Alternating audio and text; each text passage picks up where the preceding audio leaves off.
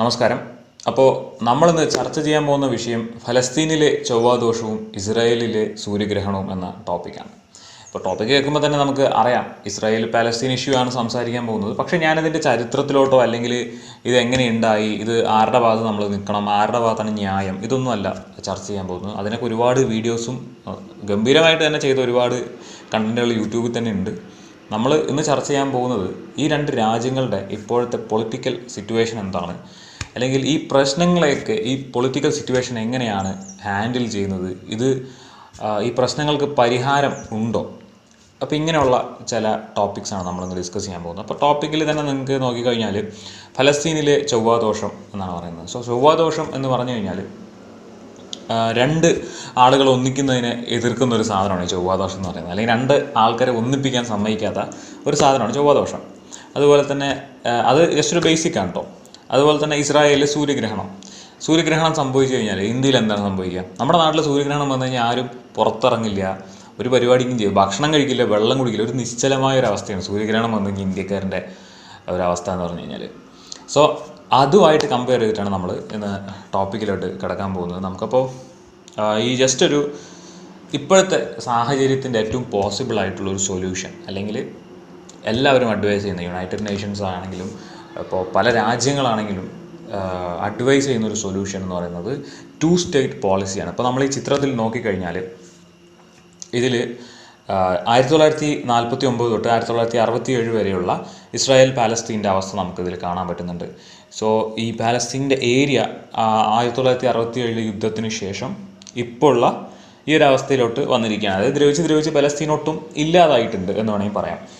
So ഇതിനെ ഇപ്പോൾ ഉള്ള ഈ ഒരു ഇസ്രായേൽ പാലസ്തീൻ കണ്ടീഷനിൽ നിന്നും തിരിച്ച് 1967 എങ്ങനെയാണോ ഇസ്രായേലും പാലസ്തീനും ഉണ്ടായിരുന്നത് അതുപോലെ തന്നെ അതിൻ്റെ ജോഗ്രഫിക്കൽ ഏരിയ തിരിച്ചു കൊടുക്കുക, അല്ലെങ്കിൽ ആ ഒരു ജോഗ്രഫിക്കൽ കണ്ടീഷനിലോട്ട് കൊണ്ടുവരിക എന്നുള്ളതാണ് ഈ 2 സ്റ്റേറ്റ് സൊല്യൂഷൻ എന്ന് പറയുന്ന ഈ ഒരു പോളിസിയുടെ പിന്നിലുള്ളത്. അപ്പോൾ നമുക്ക് ഇസ്രായേലിൻ്റെ സൂര്യഗ്രഹണം എന്താണെന്നുള്ളത് നോക്കാം. അപ്പോൾ നമ്മൾ നേരത്തെ പറഞ്ഞു സൂര്യഗ്രഹണം വന്നു കഴിഞ്ഞാൽ ഇന്ത്യക്കാർ നിശ്ചലമായി പോകുന്നൊരവസ്ഥയാണെന്നുള്ളത്. ഒന്നും ചെയ്യാതെ വെളിയിൽ പോവില്ല, ഭക്ഷണം കഴിക്കില്ല, വെള്ളം കുടിക്കില്ല എന്നുള്ള അവസ്ഥയാണ്. സോ ഏകദേശം ഇസ്രായേലിൻ്റെ സർക്കാരിൻ്റെ അവസ്ഥ ഇപ്പോൾ 2 വർഷമായിട്ട് അത് തന്നെയാണ്. 2018 ഇസ്രായേൽ അവസാനമായിട്ടൊരു ഗവൺമെൻറ് രൂപീകരിക്കുന്നത്. ഒരു ബഡ്ജറ്റ് പാസ്സാവുന്നത് തന്നെ 2018. ഇപ്പോൾ 2019 തൊട്ട് 2021 വരെ ഇസ്രായേലിൽ പൊളിറ്റിക്കൽ ക്രൈസിസ് നടന്നുകൊണ്ടിരിക്കുകയാണ്.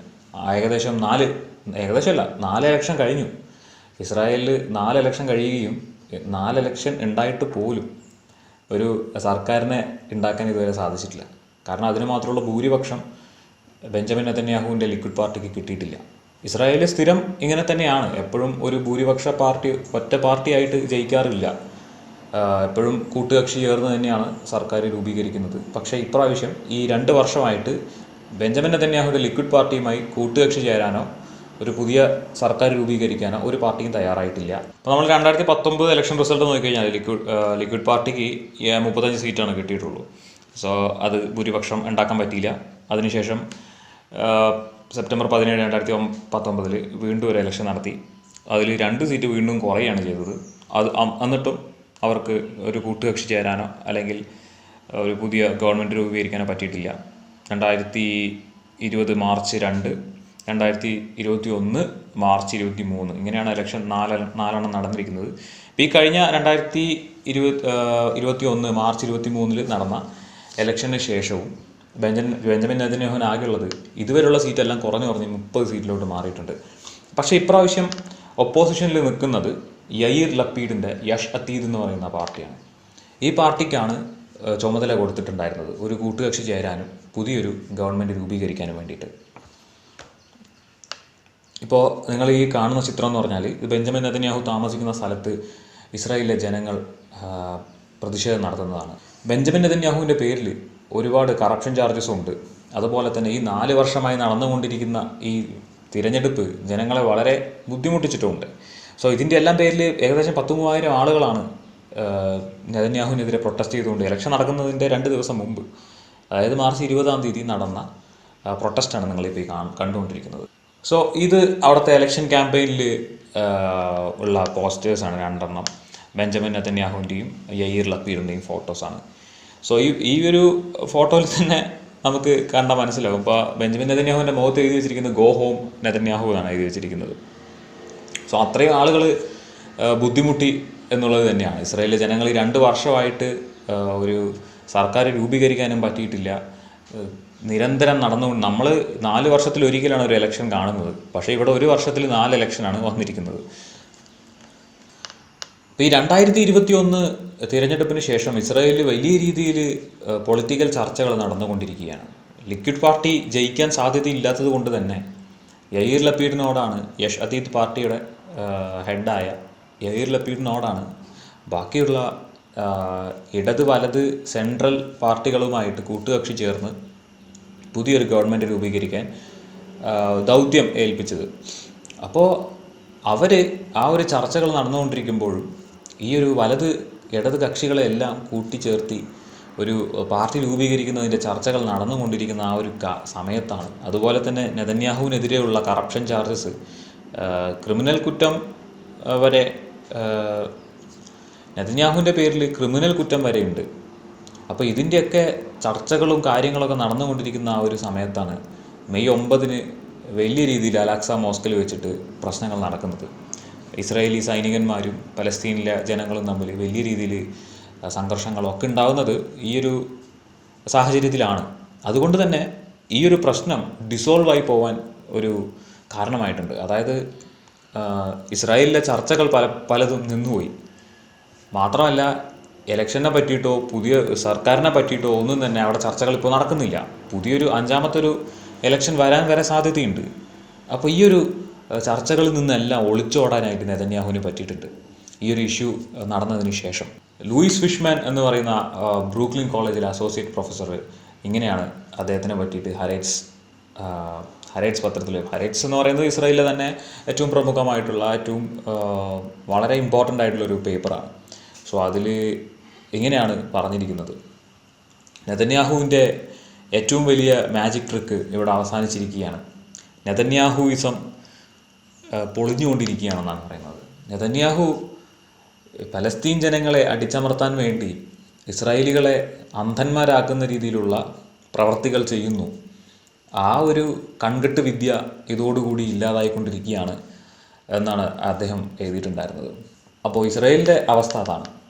അതായത് 2 വർഷമായിട്ട് ഇതുവരെ ഫോം ചെയ്യാത്തൊരു സർക്കാർ ഇപ്പോൾ അതിനെപ്പറ്റി സംസാരിക്കുകയോ അല്ലെങ്കിൽ ആ ഒരു ഇഷ്യൂവിനെ അഡ്രസ്സ് ചെയ്യുന്നതിന് പകരം ഇസ്രായേലിൻ്റെ രക്ഷകനായിട്ട് നെതന്യാഹു മാറിക്കൊണ്ടിരിക്കുകയാണ്. നെതന്യാഹു നിരന്തരം പറഞ്ഞുകൊണ്ടിരിക്കുന്നത് അത് തന്നെയാണ്: ഹമാസിൽ നിന്ന് ഞാൻ നിങ്ങളെ രക്ഷിക്കാം, ഇസ്രായേലിനെ ഞാൻ രക്ഷിക്കും, ഹമാസിനെ ഞാൻ ഇല്ലാതാക്കും. ഇതാണ് ഇപ്പോൾ നടന്നുകൊണ്ടിരിക്കുന്ന ചർച്ച. ഇത് മെയ് 9 മുമ്പ് വരെ നടന്നുകൊണ്ടിരിക്കുന്ന ചർച്ചകൾ കംപ്ലീറ്റ് നെതന്യാഹുവിൻ്റെ കറപ്ഷൻ ചാർജസും അതുപോലെ തന്നെ ഇസ്രായേലിൽ പുതിയൊരു സർക്കാർ എങ്ങനെ രൂപീകരിക്കുക എന്നുള്ളതായിരുന്നു. പക്ഷേ അതിനുശേഷം ഇപ്പോൾ നടന്നുകൊണ്ടിരിക്കുന്നത് ഞാനാണ് രക്ഷകൻ ഇസ്രായേലിൻ്റെ എന്ന് പറഞ്ഞിട്ടാണ്. സോ ആ ഒരു ഹോൾ പൊളിറ്റിക്കൽ സീന് തന്നെ ഈ ഒരു ഇഷ്യൂ മാറ്റി എന്ന് വേണമെങ്കിൽ പറയാം. അപ്പോൾ ഈ പച്ച കളറിൽ കാണുന്നത് ഹമാസും ഈ മഞ്ഞ ആയിട്ട് കാണുന്നത് ഫത്താഹുമാണ്. നമ്മുടെ പലസ്തീനിൽ നടക്കുന്നത് എന്താണെന്ന് വെച്ചാൽ, പലസ്തീനിൽ ഇപ്പോൾ നടന്നുകൊണ്ടിരിക്കുന്നത് വിഭജന രാഷ്ട്രീയമാണ്. അതായത് പലസ്തീൻ എന്ന് പറയുന്നത് 2 രാജ്യങ്ങൾ പോലെയാണ് ഇപ്പോൾ പ്രവർത്തിച്ചുകൊണ്ടിരിക്കുന്നത്. ഗാസയും വെസ്റ്റ് ബാങ്കും. ഇത് രണ്ടും 2 ഗവൺമെൻറ് അല്ലെങ്കിൽ 2 രാജ്യം പോലെയാണ് ഭരിച്ചുകൊണ്ടിരിക്കുന്നത്. അവിടുത്തെ ജനങ്ങൾക്ക് ഒന്നിക്കാനോ ഒരുമിച്ച് പ്രവർത്തിക്കാനോ സാധിക്കാത്തൊരവസ്ഥയാണ്. പതിറ്റാണ്ടുകളായിട്ട് പലസ്തീൻ ഭരിച്ചുകൊണ്ടിരുന്നത് യാസർ അറാഫത്തായിരുന്നു. യാസർ അറാഫത്തിൻ്റെ, അതായത് 2004 അദ്ദേഹം മരിച്ചു. യാസർ അറാഫത്ത് മരിക്കുന്ന സമയത്ത് അദ്ദേഹത്തിൻ്റെ പേരിൽ ഒരുപാട് കറപ്ഷൻ ചാർജസ് ഉണ്ടായിരുന്നു. പബ്ലിക് ഫണ്ടിൽ നിന്നും കോടിക്കണക്കിന് രൂപകൾ തട്ടിയെടുത്തു എന്നൊക്കെ പറഞ്ഞ് ഒരുപാട് കേസുകളും കോൺട്രവേഴ്സികളും നടന്നുകൊണ്ടിരിക്കുന്നുണ്ടായിരുന്നു. അതുകൊണ്ട് തന്നെ 2006 ഇലക്ഷൻ വെച്ച സമയത്ത് യാസർ അറാഫത്തിൻ്റെ ഫത്താഹ് എന്ന് പറയുന്ന പാർട്ടി അത് അതമ്പതിച്ച് തരിപ്പണമായി കിടക്കുന്ന ഒരവസ്ഥയായിരുന്നു. യാസർ അറാഫത്തിൻ്റെ കറപ്ഷൻ ചാർജസ് കാരണം ഫത്താഹിൻ്റെ മേലെയുള്ള ജനങ്ങളുടെ വിശ്വാസം നഷ്ടപ്പെടുകയും ഹമാസ് ഒരു രക്ഷകനായിട്ട് ജനിക്കുകയാണ് ചെയ്യുന്നത്. ഞങ്ങളാണ് ഇനി നിങ്ങളെ രക്ഷിക്കാൻ യോഗ്യതയുള്ളവർ, അവർ കറപ്ഷനാണ്, അവർ കറപ്റ്റഡ് ആയിട്ടുള്ളൊരു സംഘടനയാണ് ഈ ഫത്താഹ് എന്ന് പറഞ്ഞ് വരുന്നത് ഹമാസാണ്. അതുകൊണ്ട് തന്നെ 2006 ജയിച്ചത് ഹമാസ് തന്നെയാണ്. വൻ ഭൂരിപക്ഷത്തോടു കൂടിയിട്ടാണ് ജയിച്ചത്. നമ്മൾ ഈ ചിത്രം നോക്കിയാൽ തന്നെ നമുക്ക് മനസ്സിലാവും. 74 സീറ്റാണ് ഹമാസിന് ലഭിച്ചത്. സോ 2006 പലസ്തീനിയൻ അതോറിറ്റി ഹമാസ് ഏറ്റെടുക്കാനായിരുന്നു ഹമാസിൻ്റെ തീരുമാനം. പക്ഷേ പിന്നീട് പല വെസ്റ്റേൺ രാജ്യങ്ങളും അതിൽ ഇടപെടുകയും വലിയ രീതിയിൽ പ്രശ്നങ്ങൾ ഉണ്ടാവുകയും അതിനെ തുടർന്ന് ഹമാസും ഫത്താഹും തമ്മിൽ വലിയ ഏറ്റുമുട്ടലുകൾ ഉണ്ടാവുകയും ചെയ്തു. അതിനുശേഷമാണ് ഒരു സമാധാനം എന്നുള്ള നിലയ്ക്ക് ഹമാസിന് ഗാസ വിട്ടുകൊടുക്കുകയും ഫത്താഹ് പാർട്ടി വെസ്റ്റ് ബാങ്ക് ഏറ്റെടുക്കുകയും ചെയ്യുന്നത്. അത് 2 രാജ്യങ്ങളായിട്ട് അല്ലെങ്കിൽ 2 രാജ്യങ്ങൾ പോലെയാണ് പ്രവർത്തിച്ചുകൊണ്ടിരിക്കുന്നത്. അന്ന് തൊട്ട് ഇന്ന് വരെ 15 വർഷമായിട്ട് പലസ്തീൻ എന്ന് പറയുന്നത് 2 രാജ്യങ്ങൾ പോലെയാണ് പ്രവർത്തിച്ചുകൊണ്ടിരിക്കുന്നത്. അപ്പോൾ നമ്മൾ ഈ ചിത്രം നോക്കിക്കഴിഞ്ഞാൽ ഇത് 2019 ഗാസയിൽ നടന്ന എക്കണോമിക് പ്രൊട്ടസ്റ്റാണ്. സോ ഈ 15 വർഷത്തെ ഭരണം എന്ന് പറയുന്നത് ഗാസയെ സംബന്ധിച്ചിടത്തോളം അവർക്ക് ഉണ്ടാക്കി വെച്ചിരിക്കുന്നത് ഏകദേശം 50% അൺഎംപ്ലോയ്മെൻ്റ് ആണ്. മാത്രമല്ല ടാക്സ് നല്ല രീതിക്ക് തന്നെ കൂട്ടിയിട്ടുണ്ട്. അതുകൊണ്ട് തന്നെ അവിടുത്തെ ജനങ്ങൾക്ക് ജീവിക്കാനുള്ള അവരുടെ ജീവിത സാഹചര്യം എന്ന് പറയുന്നത് വളരെ മോശമായിക്കൊണ്ടിരിക്കുകയാണ് ഗാസയിൽ. അപ്പോൾ അതിൻ്റെ പേരിൽ 2019 വലിയൊരു പ്രൊട്ടസ്റ്റ് നടന്നു ഹമാസിനെതിരെ. ഇവിടെ ആളുകൾക്ക് ജോലി വേണം, ഇവിടെ ആളുകൾക്ക് വരുമാനവും ഇല്ല എന്ന് പറഞ്ഞ് അവിടുത്തെ ജനങ്ങളും മീഡിയയും എല്ലാം പ്രൊട്ടസ്റ്റ് ചെയ്ത സമയത്ത് അതിന് ഹമാസ് അടിച്ചൊതുക്കുകയാണ് ചെയ്തത്. വളരെ വയലൻ്റായി പ്രതികരിച്ച് അവിടെയുള്ള സോഷ്യൽ ആക്ടിവിസ്റ്റുകളെയും മീഡിയ പേഴ്സൺസിനെയും എല്ലാവരെയും അടിച്ചൊതുക്കുകയാണ് ഹമാസ് ചെയ്തത്. ഈ 15 വർഷമായിട്ട് ഗാസയിൽ ഹമാസ് ഒന്നും ചെയ്തിട്ടില്ല എന്ന് മാത്രമല്ല, ഹമാസ് ഇപ്പോൾ ഫോബ്സ് മാഗസിൻ പ്രകാരം ഹമാസിനെ പറയുന്നത് ലോകത്തിലെ 3ാമത്തെ കോടീശ്വരന്മാരായ തീവ്രവാദി സംഘടന എന്നാണ്. സോ അത്രയും പൈസ ഹമാസിന് ഉണ്ടാക്കാൻ പറ്റിയിട്ടുണ്ട്. അതിനൊരു കാരണമുണ്ട്.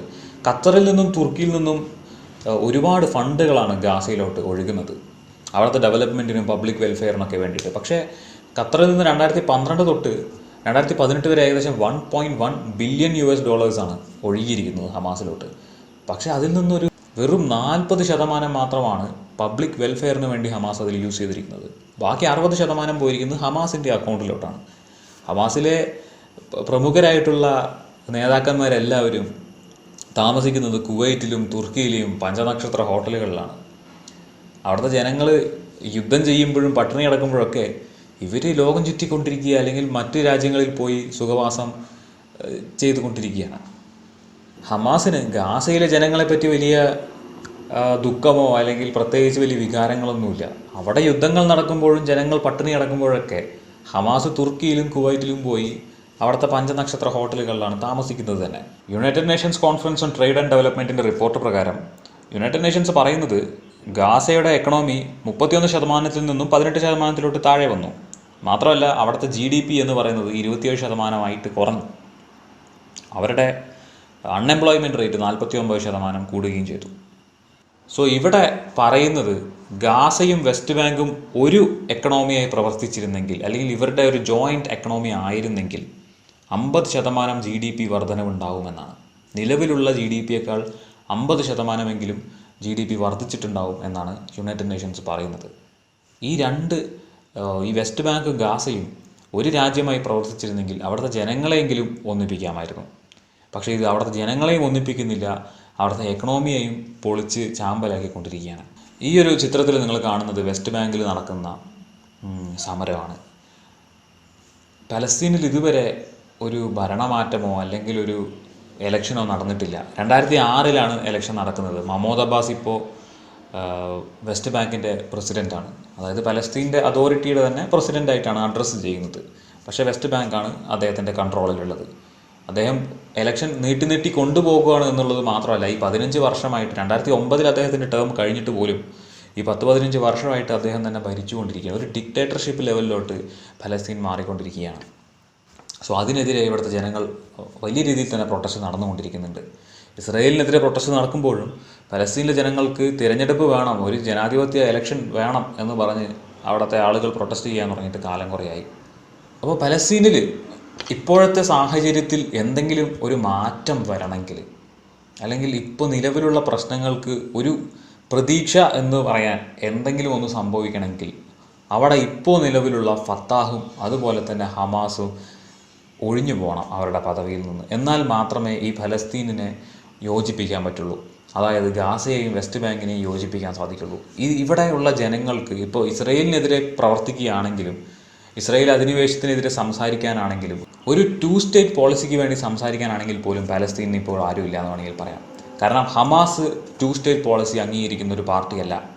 അവർക്ക് അക്രമം മാത്രമാണ് അവരുടെ ഒരു ലക്ഷ്യം, അല്ലെങ്കിൽ അതാണ് അവർക്ക് ഏറ്റവും ബെനിഫിറ്റ് തരുന്നൊരു സാധനം.